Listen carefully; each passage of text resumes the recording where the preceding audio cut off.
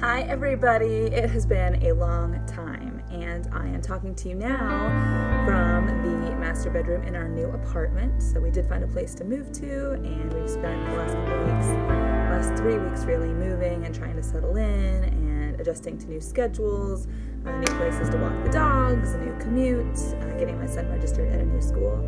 And now I'm finally ready to chat with you about this latest series that began.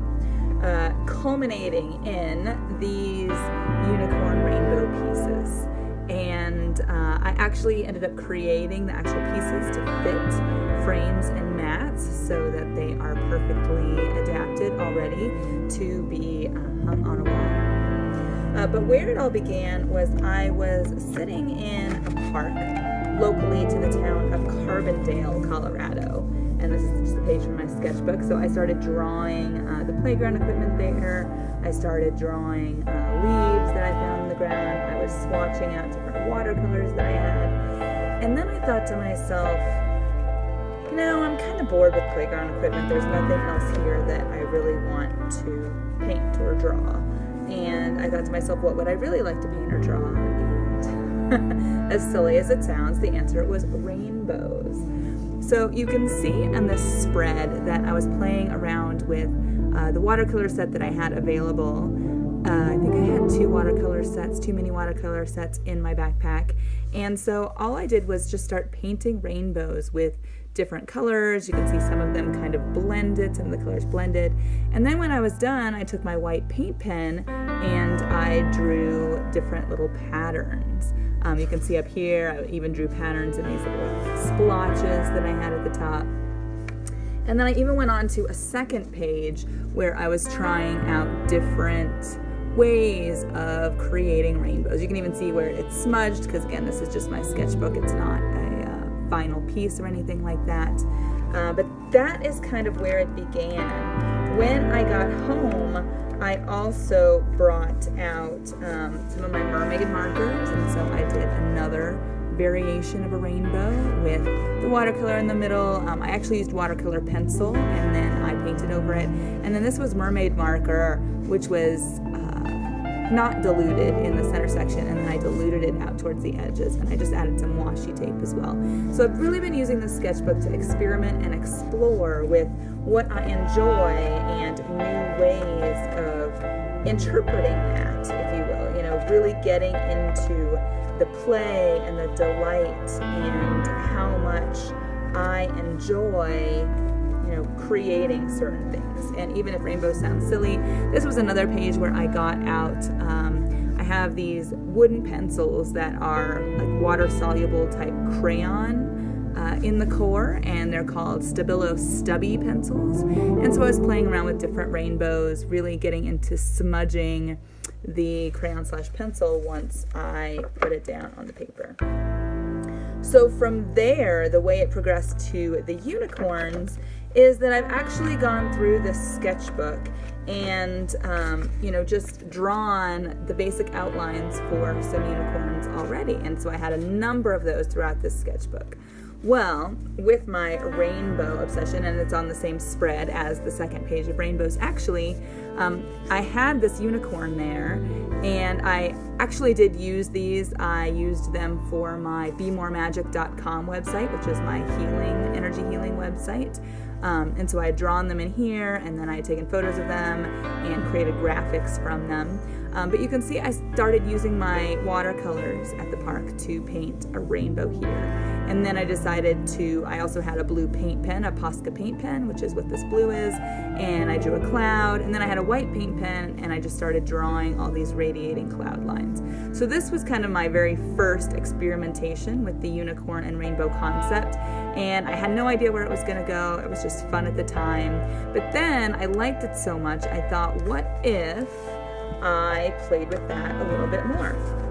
And so I have two other unicorns on the sketchbook spread. And you can see this sketchbook I actually had in the car, and then my windows were open and it had started to rain. And so the sketchbook got wet, therefore the water-soluble media got wet and bled a little bit. but it's a sketchbook, you know, and it gives it character. And now I can remember the story of having left my sketchbook in the car and it getting wet.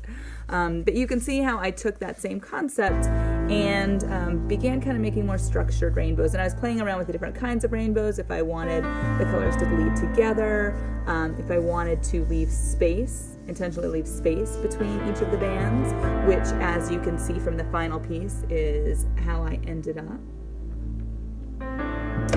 And so I played around again with the idea of the cloud in the background and the radiating lines. They kind of started tangling me up though, because the wider the cloud shape became, the harder it became to navigate in between the legs of all the unicorns. And again, this was all on the fly, so none of this was planned out. I do have in this sketchbook, this was another page I'd done previously where I was playing around with different kinds of watercolors and watercolor pencils with the unicorn. You can see here I took the unicorn concept with the rainbow into a mermaid marker treatment. So this is mermaid marker ink in the background. Watercolor, I tried adding a sun. I really like the way that the ink kind of bloomed and bled. And I may end up doing kind of like a night series once I'm done with the series that I have. Now this page... This page was altered significantly with the rainstorm. I had this rainbow across the spread. This was a white unicorn, and then the rain happened. Well, I got some dark paint when I was using my dark paint pen in the background. I got some dark paint on my rainbow and on the unicorn, and I decided to make the most of a mistake by painting or using a brush pen to make the unicorn black, and then I used my stubby pencils to go over the watercolor to try to eclipse the paint spatters that you can see, and this all just kind of became a mess. But again, it's another benefit of using a sketchbook, is that this is where you work things out. This is where nobody ever has to see it. It's nothing official. You're not meeting a deadline or anything like that. You can see another unicorn page. This was before, again, I went on to the rainbow concept, but I've just added, every time I go into the sketchbook, I add something else to this page. So it started out with just the unicorn, then there was a pink background, then a gray background, then I layered this metallic watercolor on top of the drawn bubbles, and I just keep adding to it. But again, that's just a demonstration of how these can develop. Now here was another page that I've gradually added to. This was before the unicorns again. I added the washi tape, and then this bleeding is from the back page, where I also started experimenting with what if I used alcohol markers for the background once I'd done the rainbow and watercolors. And alcohol markers do bleed through, as you saw on the previous page. You can see the bleeding through, but I kind of like that effect, to be honest. And I did end up getting the color to be smooth. I have not done a lot of work with alcohol markers, and my frustration with them tends to be that they are patchy. I will show you another example of that when I find it here in my sketchbook. Looking for the patchy one. So with this unicorn, you can see how patchy it is, and you can see the back and forth lines. That was another one I tried with alcohol markers after the watercolor. And I went through a number of these where I was just figuring out what I wanted to do with the background. So I made the rainbows with watercolor after creating the unicorn. And then this was, I made a note somewhere. It was, I believe I even used gouache for the rainbow on this as opposed to watercolor. And then this was kind of acrylic paint mixed with ink that I used on this background. Here's another page where, again, I was playing around with different colors for the rainbow. I believe this was gouache as well. And then again, acrylic paint. I have an acrylic... All right, sorry, I just flipped you around because the sun started coming up over the mountain and was coming directly into my face.